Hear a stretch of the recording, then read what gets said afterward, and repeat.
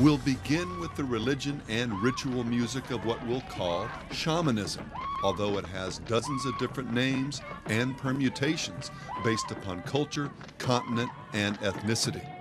As a musical form, it's identified not so much by its primary emphasis on rhythm as by the use of these rhythms, coupled with repetition and the relative simplicity of the music to induce a form of trance state.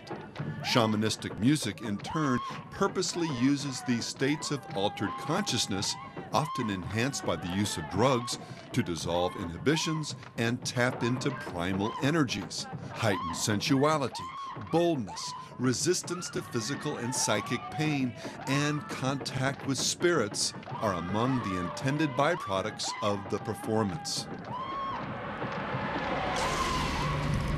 Well, using our analogy, any number of modern intellectuals became interested in shamanistic cultures, thinking that they perhaps held a key to enlightenment and human evolution. Aldous Huxley, for example, the renowned British writer and intellectual, explored mystical experiences far and wide, finally experimenting with psychotropic drugs and advocating their use as a tool of enlightenment. His 1954 work, The Doors of Perception, titled from a line by William Blake's Gnostic treatise, The Marriage of Heaven and Hell, became a classic of psychedelic literature. A decade later, the book, as well as Blake's writings, became the inspiration for both the name and the spirit behind one of the most influential bands in rock, The Doors. Let's swim to the moon, let's climb through the tide. Keyboardist Ray Manzarek explained, "At the time, we had been ingesting a lot of psychedelic chemicals, so the doors of perception were cleansed in our own minds, and we saw the music as a vehicle to, in a sense, become proselytizers of a new religion, a religion of self, of each man as God. That was the original idea behind the Doors." And the form of music played by the Doors? Well, you can call it rock and roll, but Morrison and the rest of the band understood its primal source, what it would have been called in another time and in another context. I've read a little bit about shamanism, what we see with the music and that kind of thing. The shaman, in defining his role in society, he's just more interested in pursuing his own fantasies. Let's reinvent the gods, all the myths of the ages, celebrate symbols from deep elder forests. We need great golden copulations. Where did the God of the Bible fit in Morrison's new theology? Petition the Lord with prayer. You cannot petition the Lord with prayer! After deconstructing both Christianity and Western culture, he wonders what should take its place. We need some more, something new, something else to get us through, yeah. And what was that new something? Reinvented gods, the ancient ones, the shaman, the wild child, disorder and chaos, a snake who's old and whose skin is cold. Calling on the gods, calling on the gods. Manzarek described the transformation of Morrison, the Lizard King, as these spirit guides came over him in concert. To the mirror in the bathroom. It was a psychological horror, freak show in the sense of the shaman, the sense of possession. Morrison was the shaman who took people on a mystical journey to a darker psychic realm. And guitarist Robbie Krieger added his perspective. "We were revivalists," he said, as well as musicians, and wanted our audience to undergo a religious experience. Well, millions of fans underwent this religious experience, following the Doors and dozens of other psychedelic bands into the mystical new age envisioned earlier by Huxley. The reason for the Doors, the raison d'etre for the Doors, was making music to plug yourself into the vibrations of the planet, harmonize your inner vibration with the vibration of the audience, the human beings, vibrating in harmony together. It's like a pagan. It's like some sort of a mystical Christ. The release of Kundalini, the Kundalini power expanding in your body and curling and coiling upwards. The Aquarian age, in which we'll finally begin to merge all the religions and sciences and arts and whatnot, and we'll all realize that we are gods.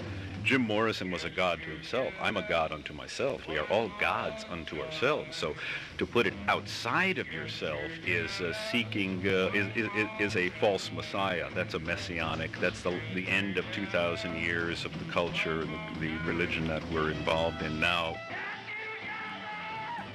The LSD trip. I salute the God within. There's a religious pilgrimage. The LSD kick. I salute the goddess within you. It's a religious ecstasy. Following a very similar tack was the grand old man of the psychedelic 60s, Timothy Leary. Psychologist, Harvard professor, and consummate freethinker, Leary coined what may have been the essential mantra of the rock and roll revolution. Turn on, tune in, and drop out. We're turned on, and we're tuned in, and we're very dropped out. Turn on, tune in, and drop out. Turn on, tune in, and drop out. What I'm saying happens to be the oldest method of human wisdom. Look within, find your own divinity, detach yourself from social and material struggle. Turn on, tune in, and drop out. In what may be one of the most telling private conversations in modern history, Leary recalled the first time he took psilocybin with Aldous Huxley. Huxley's eyes were closed, he said. Suddenly, he clapped his hands. Your role is quite simple, Huxley told Leary. Become a cheerleader for evolution. That's what I did and my grandfather before me. These brain drugs will bring about vast changes in society. We must spread the word. Huxley then continued with a chilling addendum.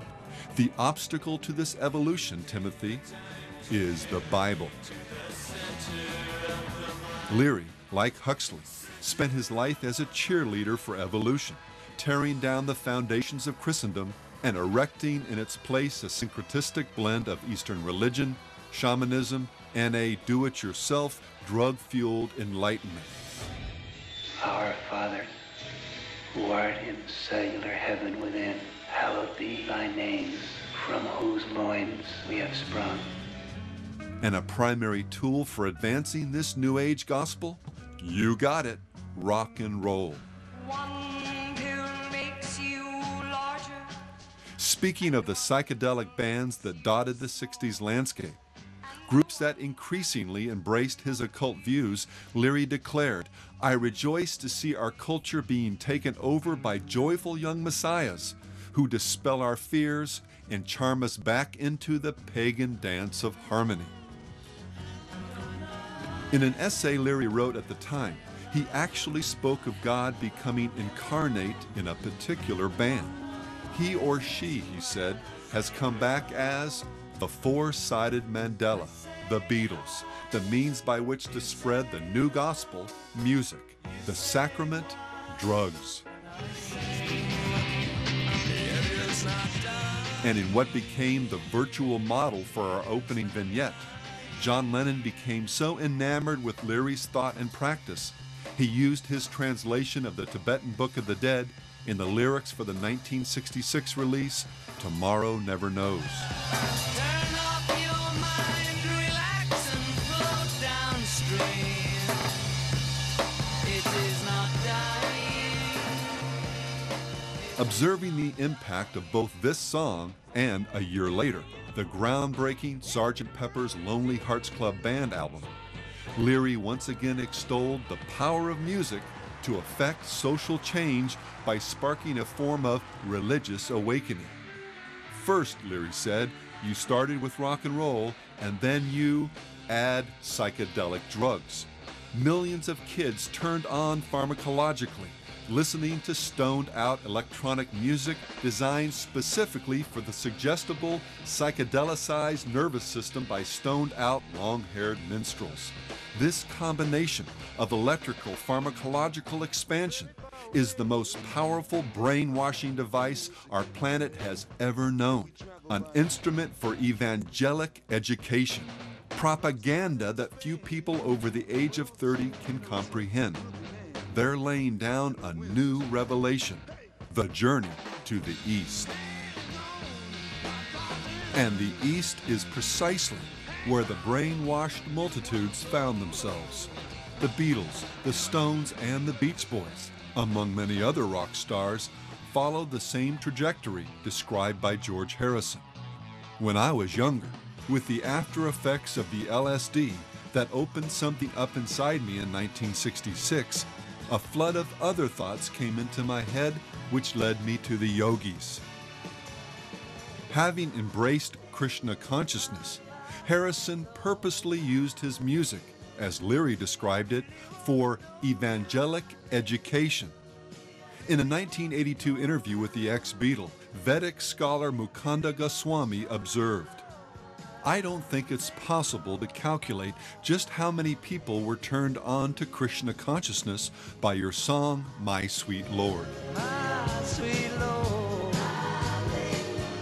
And Harrison replied, my idea in My Sweet Lord, because it sounded like a pop song, was to sneak up on them a bit. The point was to have people not offended by Hallelujah. And by the time it gets to Hare Krishna, they're already hooked, and their foot's tapping, and they're already singing along, to lull them into a sense of false security. And, as in our opening piece, multitudes of fans were and are, quote, snuck up on, not just by this song, but through an avalanche of artists and anthems extolling the virtues of everything from reefer to reincarnation, New Age spirituality to hardcore Satanism. And while few are led into full-blown devotion, many of the distinctives of occult thought have gained more than a foothold in the thinking of most Westerners. Among them, the denial of either Christ's divinity or his uniqueness, the mockery or trivialization of Christian faith and symbols, the embrace of pagan practices like ritual cutting, piercing, and tattooing, as well as the use of drugs, trance states, and occult customs and iconography. And, perhaps most significantly, the proliferation of the distinctly Eastern and occult notion that God is an impersonal force that lives in everything and everyone, so that values and morality are relative to the individual, I will live by my own policies. and therefore, with no absolute standard of righteousness, there can be no ultimate judgment, no heaven or hell. Imagine there's no heaven.